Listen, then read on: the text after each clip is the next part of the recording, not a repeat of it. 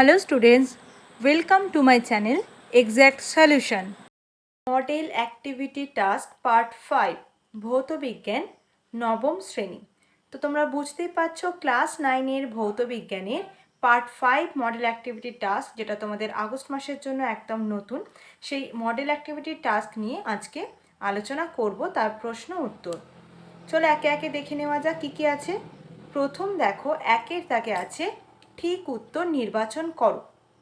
1.1 জলের চেয়ে ধর্মের জন্য একটি ছোট পোকা জলের উপরিতলে হেঁটে বেড়াতে পারে, তা হলো ক জলের ঘনত্ব, খ জলের সান্দ্রতা, গ জলের তাপ পরিবাহিতা, ঘ জলের পৃষ্ঠটান। উত্তর হবে ঘ জলের পৃষ্ঠটান। এরপর দেখো 1.2 নিচের যে মিশ্রণটি একটি অবদ্রব্য বা ইমালশনের উদাহরণ, সেটি হলো ক কুয়াশা, খ ধোঁয়াশা সমান, গ দুধ, ঘ জল ও চিনির সম্পৃক্ত মিশ্রণ। বুঝতেই পারছো তোমরা ইমালশনের উদাহরণ এখানে হবে কি গ দুধ। এরপরে 1.3 শক্তির মাত্রীয় সংকেত হলো ক M L square T square, খ M L to the power minus 2 T square, গ M L square T to the power minus 2, ঘ M T to the power minus 2 T to the power minus 3। এবার এখান থেকে দেখো তোমরা জানো উত্তর হবে কি এটা, অর্থাৎ গ M L square T to the power minus 2। কেন এটা হবে? দেখো শক্তি মানে আমরা জানি কার্য আর শক্তির মাত্রীয় সংকেত একই হয়, কার্য যা হয় শক্তিরও তাই, কার্যের একক শক্তির একক এক, কার্য আর শক্তি একই বোঝায়। তাহলে দেখো সেখান থেকে আমরা যদি জানি কার্য সমান কি জানি, বল ইন্টু সরণ, তাহলে বলের যে মাত্রা আমরা জানি M L T to the power minus 2, অর্থাৎ বল হচ্ছে M L T to the power minus 2 into সরণ হচ্ছে এল, তাহলে দুটোকে করলে কি আসবে M L square T to the power minus 2। Next দেখো দুয়ের দাগে একটি শব্দে অথবা একটি বাক্যে উত্তর দাও।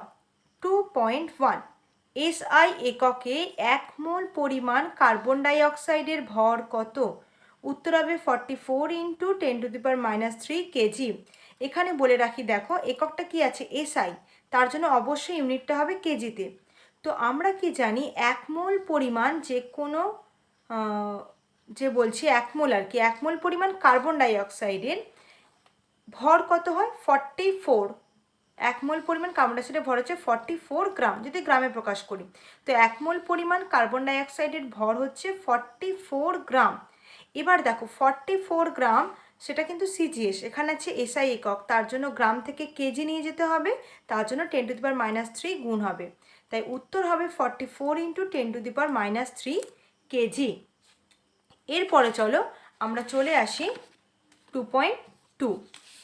2.2 দেখো রবার ও ইস্পাতের মধ্যে কোনটির ইয়ং গুণাঙ্কের মান বেশি হবে? এটা খুব ইম্পর্টেন্ট প্রশ্ন, তোমরা একই প্রশ্ন পড়েছো, সেটা হচ্ছে রবার আর ইস্পাতের মধ্যে কোনটি বেশি স্থিতিস্থাপক, এরকম প্রশ্ন পড়েছো। এটা খেয়াল করো, দিয়েছে রবার ও ইস্পাতের মধ্যে কোনটির ইয়ং গুণাঙ্কের মান বেশি। উত্তর হবে ইস্পাত। এটাই লিখবে। দেখো এইটুকু অংশ আমি বোঝানোর জন্য করে দিয়েছি, আমি বুঝিয়ে দিচ্ছি, তোমরা এটা জাস্ট বুঝবে, এটা তোমাদের অ্যাক্টিভিটি টাস্কের জন্য লেখার দরকার নেই। তো দেখো ইয়ং গুণাঙ্কের যে রাশিমালা সেটা আমরা কি জানি, ওয়াই সমান এফ এল মানে ক্যাপিটাল এল বাই হচ্ছে এ ইন্টু স্মল লেটার এল। প্রত্যেকটা কি ওয়াই মানে হচ্ছে ইয়ং গুণাঙ্ক, এফ হচ্ছে প্রযুক্ত বল, এল হচ্ছে তারটির প্রাথমিক দৈর্ঘ্য যেটা আগে ছিল, এ হচ্ছে তারটার প্রস্থচ্ছেদের ক্ষেত্রফল, স্মল লেটার এল হচ্ছে তারটির দৈর্ঘ্য বৃদ্ধি, বল প্রয়োগের পর যে দৈর্ঘ্যটা বৃদ্ধি হবে সেটা হচ্ছে স্মল লেটারে এল। তো এখানে দেখো রাবারের জন্য তাহলে কি হবে ওয়াই আর সমান, দেখো রাবার ইস্পাতে যদি একই পরিমাণ বল প্রয়োগ করা হয় এবং যদি একই দৈর্ঘ্যের এবং একই প্রস্থচ্ছেদের রাবার এবং ইস্পাতের তার নেওয়া হয়, সেক্ষেত্রে দেখতে হবে আমাদের তাহলে ওয়াই আর সমান কী হবে এফ ক্যাপিটাল লেটারে এল এ, এই তিনটি ভ্যালু কিন্তু রাবার আর ইস্পাতের জন্য একই হবে, কারণ একই পরিমাণ বল প্রয়োগ করা হয়েছে, একই প্রাথমিক দৈর্ঘ্য এবং একই প্রস্থচ্ছেদে তার নেওয়া হয়েছে। তাহলে এফ এল বাই এ, এখানে কী হয়ে যাবে স্মল লেটারে এল আর, কারণ আমরা রাবারের জন্য যে দৈর্ঘ্য বৃদ্ধি হচ্ছে সেটা ধরে নিচ্ছি এল আর। ঠিক একই রকমভাবে দেখো ইস্পাতের জন্য FL/ALS হলো। এবার দেখো যদি একই বল প্রয়োগ করা হয় সেক্ষেত্রে রাবার আর ইস্পাতের মধ্যে অবশ্যই রাবারের কি হবে, যে দৈর্ঘ্য বৃদ্ধি সেটা বেশি হবে, আর ইস্পাতের কম, তাহলে LS LR হবে, কারণ রাবারের দৈর্ঘ্য বৃদ্ধি বেশি হবে। এবার দেখো তো Y এর সাথে L এর সম্পর্ক কি আছে, ব্যস্তানুপাতিক। যার L এর ভ্যালু কম তার Y এর ভ্যালু কি হবে, বেশি, আর যার L এর ভ্যালু বেশি তার Y এর ভ্যালু কম। তো এখানে LS এর ভ্যালু দেখো LR এর থেকে কম, তাহলে LS যদি কম হয় YS এর ভ্যালু বেশি হবে YR এর থেকে, তাই YS গ্রেটার দ্যান YR। তাহলে বুঝতেই পারছো রাবারে ইস্পাতের হচ্ছে ইয়ং গুণাঙ্কের মান বেশি হবে রাবারের ইয়ং গুণাঙ্কের থেকে। তো এটা আমি এক্সপ্লেনেশনটা বলে দিলাম, তোমরা এটা খাতায় লিখবে না, এটা শুধু লিখবে। এরপরে দেখো 2.3, একটি অ্যাসিড লবণের সংকেত লেখো। সোডিয়াম বাইসালফেট, সংকেত মানে শুধু এটাই লিখবে, নামটা লেখার প্রয়োজন নেই, এটা আমি তোমাদের জানার জন্য লিখে দিলাম যে সোডিয়াম বাইসালফেট। এর আরও উত্তর হতে পারে, কেউ সোডিয়াম বাইকার্বনেটও লিখতে পারো, তার সংকেত হবে NaHCO3। নেক্সট আসছে 3 দাগের প্রশ্ন, সংক্ষিপ্ত উত্তর দাও। 3.1, 1 লিটার দ্রবণে 18 গ্রাম গ্লুকোজ, ব্র্যাকেটে আণবিক ওজন 180 আছে, তো দ্রবণের মোলার মাত্রা নির্ণয় করো। দেখো প্রথমে আমরা জানি কি কি দেওয়া আছে, লিখে নেব। প্রথমে দেওয়া আছে গ্লুকোজের আণবিক ওজন, যেটা 180 লিখে নিলাম। 1 লিটারে কতটা গ্লুকোজ আছে, 18 গ্রাম, তাহলে 1 লিটার দ্রবণে গ্লুকোজ আছে 18 গ্রাম। অতএব 180 মানে 180 গ্রাম গ্লুকোজ মানে 1 মোল গ্লুকোজ, যেটা আমরা জানি 1 মোল গ্লুকোজ মানে আণবিক ভরকে গ্রামে প্রকাশ করলে যেটা হয় সেটাই 1 মোল বোঝায়। তাহলে 180 গ্রাম মানেই সেটা 1 মোল হবে, তাহলে 180 গ্রাম গ্লুকোজ সমান হচ্ছে 1 মোল গ্লুকোজ। তাহলে 1 গ্রাম মানে কত হবে, 1/180 মোল, আর এখানে কত বের করতে বলেছে 18তে, তাহলে 18 গ্রাম গ্লুকোজ সমান 18/180 মোল। কাটাকাটি করলে দেখো আসছে কি আলটিমেটলি 0.1 মোল গ্লুকোজ। অতএব আমরা উত্তর লিখতে পারি প্রদত্ত দ্রবণটির মাত্রা সমান হচ্ছে 0.1 মোল পার লিটার। দ্রবণের মাত্রাকে মোল পার লিটার এককে প্রকাশ করা হয়। তো এখানে যেহেতু মোলে বের করতে বলেছে মোলার মাত্রা, অর্থাৎ মোলার মাত্রা মানে মোল পার লিটারে কত। এরপরে আসছি দেখো 3.2, সেখানে দেখো কি বলছে, লঘু হাইড্রোক্লোরিক অ্যাসিড ও লঘু সালফিউরিক অ্যাসিড আছে। একটি রাসায়নিক পরীক্ষায় এই দুটি দ্রবণের পার্থক্য নির্ণয় করতে কি বিকারক ব্যবহার করবে, সংশ্লিষ্ট ভৌত পরিবর্তনটির উল্লেখ করো। এখানে মেন হচ্ছে বিকারক কি ব্যবহার করবো, আর ভৌত পরিবর্তন কি হচ্ছে, ভৌত পরিবর্তন মানে যার বাহ্যিক কোনো পরিবর্তন আমরা দেখতে পাচ্ছি। তো এখানে আমি বিকারক হিসেবে নিয়েছি বেরিয়াম ক্লোরাইড অর্থাৎ BaCl2। এবার দেখো বেরিয়াম ক্লোরাইড যদি আমরা লঘু HCl এবং লঘু সালফিউরিক অ্যাসিড অর্থাৎ লঘু হাইড্রোক্লোরিক অ্যাসিড, লঘু HCl আর লঘু সালফিউরিক অ্যাসিড মানে লঘু H2SO4 এ যোগ করি, তাহলে পৃথক পৃথকভাবে কী কী দেখতে পাবো সেগুলো দেখে নেওয়া যাক। তাহলে দেখো লঘু সালফিউরিক অ্যাসিড H2SO4 এর জলীয় দ্রবণে বেরিয়াম ক্লোরাইড BaCl2 এর দ্রবণ যোগ করলে বেরিয়াম সালফেট BaSO4 এর সাদা অধক্ষেপ উৎপন্ন হয়। বিক্রিয়াটা দেখো, এটা বিক্রিয়ার সমীকরণ, অর্থাৎ আমরা যদি লঘু সালফিউরিক অ্যাসিডের জলীয় দ্রবণে বেরিয়াম ক্লোরাইড এই বিকারক যোগ করি তাহলে সাদা একটি অধক্ষেপ উৎপন্ন হবে। অন্যদিকে দেখো লঘু হাইড্রোক্লোরিক অ্যাসিডের জলীয় দ্রবণে বেরিয়াম ক্লোরাইডের দ্রবণ যোগ করলে কোনো পরিবর্তন লক্ষ্য করা যায় না। তার মানে HCl প্লাস BaCl2 অ্যারো এখানে ক্রস মানে হচ্ছে এদের মধ্যে কোনো বিক্রিয়া ঘটবে না, কোনো রকম পরিবর্তন লক্ষ্য করব না। তো আমাদের প্রশ্ন যেটা ছিল সেটা হচ্ছে ভৌত পরিবর্তন কি হচ্ছে সেটা। ভৌত পরিবর্তন তাহলে কি দেখছি, লঘু সালফিউরিক অ্যাসিডে বেরিয়াম ক্লোরাইড অর্থাৎ বিকারক যোগ করলে সাদা অধক্ষেপ উৎপন্ন হবে। অন্যদিকে লঘু হাইড্রোক্লোরিক অ্যাসিডের জলীয় দ্রবণে বেরিয়াম ক্লোরাইড যোগ করলে কোনো পরিবর্তন লক্ষ্য করব না। এটা হচ্ছে তোমাদের প্রশ্নের উত্তর, এইভাবে লিখবে। বিক্রিয়াগুলো তোমরা চাইলে লিখে দেবে। এখানে বলে রাখি আমি বেরিয়াম ক্লোরাইড নিয়ে বলেছি, কেউ এখানে চাইলে কিন্তু সিলভার নাইট্রেট AgNO3 দিয়েও AgNO3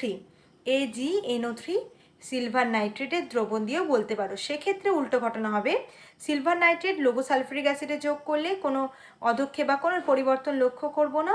অন্যদিকে লঘু হাইড্রোক্লোরিক অ্যাসিডে যদি সিলভার নাইট্রেট দ্রবণ যোগ করি অর্থাৎ AgNO3 দ্রবণ যোগ করি তাহলে সাদা অধক্ষেপ দেখতে পাবো। ঠিক উল্টো হবে, ওটাও তোমাদের বই আছে, কেউ ওইটাও চাইলে লিখতে পারো, কেউ এটাও মনে করলে লিখতে পারো। এরপরে আসছে 4 দাগের প্রশ্ন। এখানে একটি প্রশ্ন আছে, সেটা হচ্ছে 4.1, এই একটি প্রশ্ন। একটি হালকা ও একটি ভারী বস্তুর ভর যথাক্রমে স্মল লেটারে M ও ক্যাপিটাল M, বস্তুটির ভরবেগ সমান হলে কোনটির গতিশক্তি বেশি হবে তা নির্ণয় করো। প্রথমেই সমাধান করতে গিয়ে আমরা যেগুলো দেওয়া আছে লিখে নেব। হালকা বস্তুর ভর, দেখো হালকা ও ভারী বস্তুর ভর যথাক্রমে স্মল লেটারে M ও ক্যাপিটাল লেটারে M, তার মানে আমরা লিখতে পারি কি হালকা বস্তুর ভর সমান স্মল লেটারে M আর ভারী বস্তুর ভর হচ্ছে ক্যাপিটাল লেটারে M। ধরে নিচ্ছি দুটো বস্তুরই ভরবেগ সমান, সেটা হচ্ছে P। এবার দেখো এখন হালকা বস্তুর গতিশক্তি অর্থাৎ EL, মানে লাইটের জন্য L আর এখানে হেভি মানে ভারীর জন্য H লেখা হয়েছে। তো EL সমান P²/2m। দেখো আমরা ফর্মুলা কি জানি, গতিশক্তি E এর ফর্মুলা হচ্ছে ভরবেগের স্কোয়ার মানে P² লিখেছি, বাই হচ্ছে 2 × ভর। তো হালকা বস্তুর ভর হচ্ছে M, স্মল লেটারে M, তার জন্য P²/2m। আবার দেখো ও ভারী বস্তুর গতিশক্তি EH সমান P²/2m অর্থাৎ ক্যাপিটাল লেটার M। এবার এখান থেকে আমরা EL/EH করব, কারণ কোনটির বেশি বা কম সেটা করতে গেলে তুলনা করব। তাহলে দেখো নেক্সট EL বাই হচ্ছে EH সমান, EL এর মানটা উপরে বসানো হয়েছে, দেখো EL এর মান কি ছিল P²/2m আর EH ছিল P²/2m ক্যাপিটাল M, তো সেটা এখানে বসানো হয়েছে। দেখো উপরে EL মানে হচ্ছে P²/2 স্মল লেটারে M divided by P²/2 capital লেটারে M, বা EL/EH সমান P²/2m ইন্টু এটা নিচেরটা কী হয়ে যাবে উল্টে গেলে 2 ক্যাপিটাল M বাই হচ্ছে P²। তো ওপর নিচে দেখো P² কেটে যাবে, 2 কেটে যাবে, কেটে গেলে হবে কি capital M by small m। তাহলে বা EL/EH সমান M অর্থাৎ ক্যাপিটাল M বাই হচ্ছে স্মল m। এবার নেক্সট দেখো আমরা কি জানি, ভারী বস্তু আর হালকা বস্তুর মধ্যে কার ভর বেশি হবে? অবশ্যই ভারী বস্তুর ভর বেশি।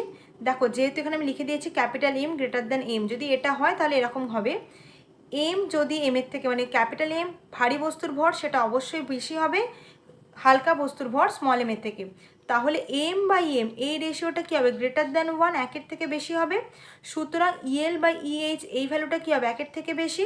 তাহলে আমরা বলতে পারি কি EL গ্রেটার দ্যান EH, অর্থাৎ ভরবেগ সমান হলে হালকা বস্তুর গতিশক্তি ভারী বস্তুর চেয়ে বেশি হবে।